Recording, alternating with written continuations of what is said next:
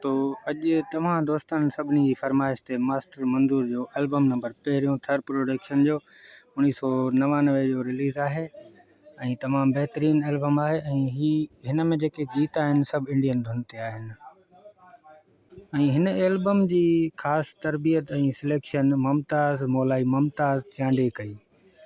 हिन में हिकिड़ो मूंखे वणंदो आहे गीत, तुझे गुलाबी चपन तां सदको वञा, तुझे गुलाबी चपन तां सदको वञा। काफ़ी दोस्तन जा कमेंट्स आहिनि, उहे कमेंट्स भी हिन में उहे शामिल कयूं। उन खां बाद एल्बम बारे में ॿुधायो। उन दोस्त हिकिड़े आशिक़ अहमद सोलंकी लिखियो आहे, नेक्स्ट एल्बम सिंगर मास्टर मंजूर थर प्रोडक्शन में। हेठों शहबान सोलंकी भी लिखियो आहे, मास्टर मंजूर बरखा में या टीपी में या एसपी में। माशूक अमन भी लिखियो आहे, परफेक्ट वीडियो। वॾी महिरबानियूं, लख कुर्ब। ॿियनि दोस्तनि जो बि आहिनि कमेंट्सूं। उनखां पोइ Mashooq Ahmed Solanki great video, Shahban Solanki great nice video, Hassan मनमार 3 फनकार मास्टर मंजूर जा टीपी या एसपी कहिड़ी आहे? लोक फनकार आहे न, हिकिड़ी त लोक फनकार आहे, ॿियो थर प्रोडक्शन आहे, बरखा में अथसि, कोमल में कुछ एल्बम आयल अथसि। कंपनियूं कुल 3 अथसि, पारस में तो कोई एल्बम ना है मास्टर मंजूर जो। मास्टर मंजूर जे हिन एल्बम के ख़ास तरबियत मुमताज़ चांडे ॾिनी।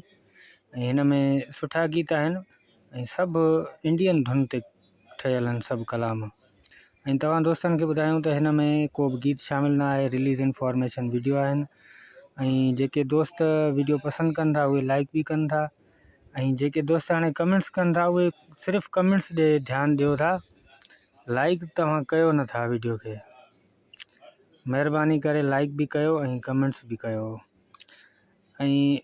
तव्हांखे हिकिड़ी ख़ासि ॻाल्हि ॿुधायां हिन वीडियो में, त ॾिसो वीडियो हले थो, मुंहिंजो मिसाल ॻाल्हाइण शुरू थियो आहे, माना 20 खां 25 सेकंड खां पोइ लाइक ऐं कमेंट्स कयो, ठीकु आहे न। जीअं वीडियो स्टार्ट थो थिए ओॾी महिल तव्हां कमेंट्स था कयो, मतिलबु 20 या 25 सेकंड या 30 सेकंड ते पुॼे वीडियो, पोइ तव्हां लाइक भी कयो ऐं पोइ कमेंट्स भी कयो, ठीकु आहे दोस्तों। त हलूं था हिन जे पहिरें गीत ॾे। ज़मा ख़ास के लिए शाइरिया यार कयो आहे ठके ठुके। उनखां पोइ मुमताज़ चांडे जो कलाम आहे, ही तुंहिंजियूं ॻाल्हियूं मिठियूं मिठियूं। मुमताज़ चांडे जो आहे, इंडियन धुन ते आहे।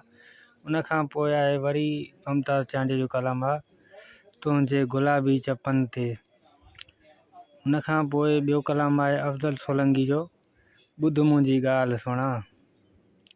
उनखां पोइ आहे ॿियो कलाम आहे मुमताज़ चांडे जो कलाम आहे आख़िरी इन ए साइड में, मां ॿुधी आहे इहा ॻाल्हि सची आहे। उनखां पोइ आहे आशिक़ ॾेथो जो कलाम आहे, ॻाल्हि थी वई साफ़ हाणे। उनखां पोइ आहे न्याज़ मस्तोई जो कलाम आहे, मजबूर मां आहियां। उनखां पोइ आहे बशीर अमन जी शाइरी आहे, जानी या अली मदद या हाणे या अली मदद। असल में थोरो इन जो जेको पोस्टर आहे न, इहो एतिरो साफ़ न मिलियो आहे, क्वालिटी बेकार अथसि, पर पोइ भी कोशिशि कयूं था त वीडियो सही ठाहियूं। उनखां पोइ अली मोहम्मद राय जो कलाम आहे, छॾण जहिड़ो हुजी हा त तोखे छॾे ॾियां। आख़िरी कलाम मुमताज़ चांडे जो, लय कुझु घटि कर। इहो भी इंडियन धुन ते आहे। कलाम हिन में सुठा आहिनि तक़रीबन सभु इंडियन धुन ते। दोस्तों वीडियो कीअं लॻो तव्हांखे? जेकॾहिं वीडियो पसंदि आयो हुजे वीडियो खे लाइक ज़रूरु कयो ऐं चैनल खे सब्सक्राइब कयो, पंहिंजे दोस्तनि ताईं शेयर कयो। हिन में रिलीज़ इन्फॉर्मेशन वीडियो ईंदा रहंदा तव्हांजा, जेका तव्हांजी पसंदि हूंदी इंशाल्लाह उहा पसंदि रखंदा वेंदासीं। जंहिं शइ खे प्रमोशन घणो मिलंदो, ज़ोर घणो उन ते ॾींदासीं ख़ासि करे। ॾिसो न, हाणे शमन अली मीराली जा जेके वीडियो ठाहियूं था उहे सुठा हलनि था, माना बहितरीनु। पुराणे दौर खां वठी हिन दौर ताईं भी माना उनखे सुठी मोट आहे। इंशाल्लाह नेक्स्ट वीडियो में इकट्ठे आहियूं।